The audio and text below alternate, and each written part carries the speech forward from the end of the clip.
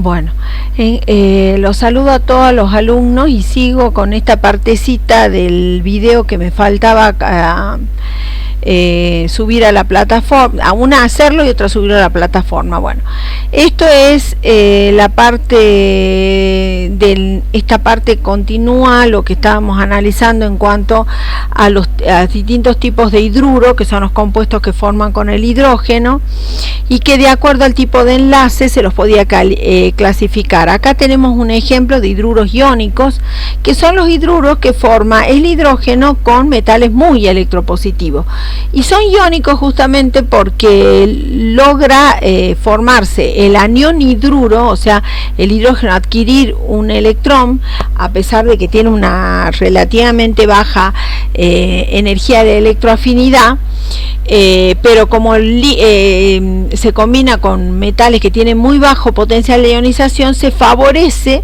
la formación desde el punto de vista termodinámico, que es lo que vamos a ver luego en metales alcalinos cuando profundicemos en el enlace iónico, que es lo que va a favorecer que se forme un compuesto iónico. Y fíjense, hay ejemplos de hidruros de justamente metales alcalinos y alcalinos terro, hidruro de sodio, de potasio, de calcio, etcétera, ¿sí? Bien, entonces acá se puede, bueno, demostrar, aquí le está haciendo una mención de que, bueno, estos son compuestos iónicos, por lo tanto forman sólidos cristalinos, y que esto se puede demostrar su existencia cuando se produce una electrólisis del hidruro de litio en cloruro de litio fundido, que justamente lo que se produce es la oxidación del ion hidruro a hidrógeno en el ánodo, que es el electrodo positivo. A su vez hay otra reacción importante que dan los hidruros, que nos puede generar hidrógeno. Esto podría ser un método de obtención de hidrógeno en el laboratorio, o sea, ¿no? La reacción de hidruro con agua, ¿sí?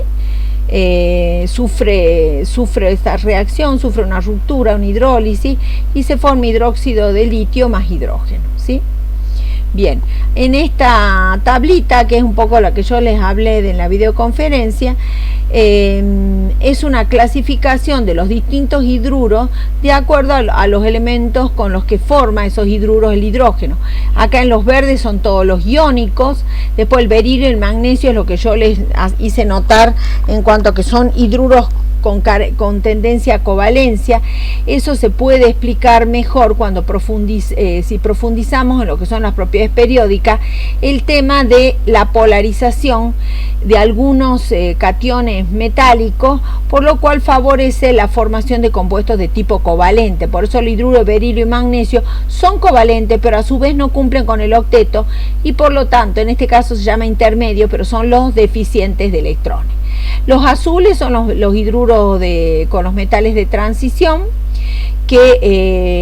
cuyo enlace no está totalmente dilucidado, pero se plantea como la introducción del hidrógeno en los intersticios de la estructura cristalina de estos metales, que son todos sólidos y tienen estructuras cristalinas, tienen pequeños espacios vacíos, intersticios, donde se puede alojar el hidrógeno, que es muy pequeñita la molécula, y de esa manera formar este tipo de compuestos.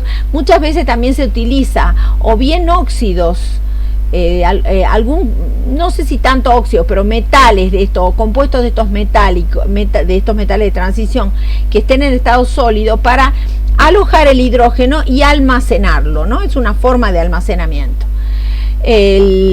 Luego tenemos los amarillos. Acá también son hidruros deficientes de electrones, son de tipo covalentes, ¿sí? Los de tipo covalente pero deficiente de electrones. Luego acá tenemos los rojos, que son hidruros también covalentes.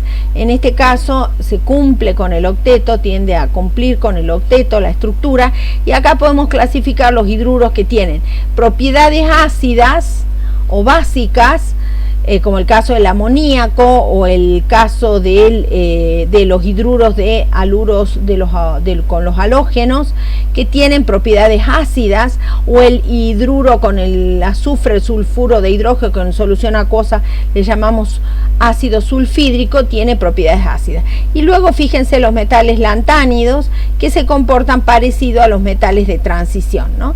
Hidruros intersticiales. Bien, las aplicaciones: síntesis de amoníaco, que es muy importante el amoníaco porque es precursor de sales de amonio, como el nitrato de amonio, que se lo usa mucho en explosivos, o fosfato de amonio como fertilizante, el ácido clorhídrico también, que es un producto industrial importante. Otras aplicaciones: la reducción de óxidos metálicos. No cualquier óxido metálico, generalmente van a estar por debajo del hidrógeno, por arriba del hidrógeno en la tabla de potenciales electroquímicos de reducción. A esos hidruros, a esos óxidos metálicos, los puedo reducir con hidrógeno. La hidrogenación de aceites comestibles, la producción de energía en la celda de combustible. Aquí está la formación de algunos hidruros interesantes, como les decía, el amoníaco. Fíjense el caso del amoníaco, vuelvo a recordar, es una reacción terriblemente lenta, pero sin embargo es exotérmica. O sea, una cosa es la termodinámica y otra es la cinética de una reacción. Vuelvo a repetir eso. La formación de cloruro de hidrógeno, la reducción de óxidos metálicos. Fíjense, el óxido, el wolframio, es un óxido de wolframio, o sea, es un óxido de un metal que está por arriba del hidrógeno en los potenciales de reducción.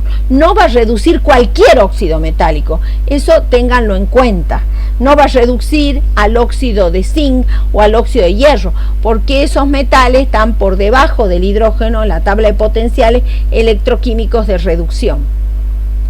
Bien, acá hay otro ejemplo, el caso de los aceites comestibles, que son estructuras hidrocarbonadas muy extensas, muy largas, que a su vez tienen dobles enlaces en la larga cadena hidrocarbonada. Y bien, en general, como son ácidos grasos, son ácidos, o sea que tienen un grupo carboxilo, pero eso no les va a interesar por ahora a ustedes, sino la estructura hidrocarbonada con dobles enlaces. Este doble enlace tiende a abrirse y se incorpora la molécula de hidrógeno, de tal manera que cada átomo de hidrógeno se une al carbono perteneciente al enlace doble que se abrió. Entonces se forma un doble enlace y se forma entonces un aceite que se llama hidrogenado. Y los aceites, eso es algo que no les dije, pero los aceites son líquidos, y en este caso la hidrogenación va a convertir al aceite hidrogenado en una sustancia sólida. Esto es lo que se conoce como las margarinas. Está muy utilizado en la preparación de golosinas, galletitas, o sea, le da un sabor que aumenta, que es muy aceptado, tiene gran aceptabilidad. Entonces se lo usa mucho para eso. El problema es que también esto es algo que tengo que recordarle, es lo que se conoce como grasas trans, y se acumulan en las arterias, así que tienen problemas con ese tema. Se cataliza por el níquel, utilizan siempre, fíjense que estamos usando siempre catalizadores que son metales de transición o óxidos de metales de transición, o sea que esos elementos y sus compuestos van a tener características muy notables que vamos a ir desarrollando. Finalmente está la celda de hidrógeno, que es una celda de flujo, que se llama, porque es una celda que genera electricidad, y se dice de flujo porque los reactivos están continuamente ingresando. En este caso puede ser hidrógeno o un precursor de hidrógeno, que puede ser un compuesto orgánico como el metanol, o bien puede ser un combustible, un hidrocarburo, o puede ser el mismo hidrógeno directamente, ¿no? Van ingresando continuamente los reactivos, se llama celda de flujo, ¿sí? Allí se va a producir una oxidación en el ánodo, una reducción en el cátodo. El ánodo es un electrodo de platino platinizado, o puede ser otros materiales, que es lo que se está desarrollando ahora porque el platino es muy caro. Ahí se produce entonces la oxidación del hidrógeno, y por el aire que ingresa por el otro extremo, que fundamentalmente provee oxígeno, es el que se reduce en un medio ácido a agua. Fíjense que acá el electrolito va a ser una membrana, un polímero, una membrana especial que va a permitir el paso de los iones a través de la misma, ¿sí? Justamente ahora se están tratando de desarrollar otros materiales para no utilizar platino rodio, que es muy costoso, para hacerla más económica, porque no solo produce energía eléctrica, sino produce calor, porque finalmente si sumamos la reacción de oxidación y reducción, obtenemos formación de agua, o sea, por eso es no contaminante y a su vez produce hidrógeno y sirve generalmente para suplir consumos de energía localizados, por ejemplo una planta, un laboratorio, una planta piloto. Es interesante porque es modular, o sea que se puede transportar y después se van armando los módulos. Bueno, este va a ser uno de los temas del seminario, la celda de flujo junto con la pila seca que vimos en redox. Puede ser en medio ácido o en medio básico. En este caso la que yo presento es medio ácido. Fíjense que se produce energía eléctrica y térmica, porque al producirse agua se genera calor. O sea que esas dos producciones de energía tienen que ver con la eficiencia energética de la celda de hidrógeno. Bueno, los dos libros característicos, el Blesa última edición, por favor, la del 2012, la anterior tenía errores, esta ha subsanado muchos de sus errores, algunos no, pero la mayoría los ha subsanado, y el Rainer y Cannan, que es de química inorgánica descriptiva. Bien, muchas gracias.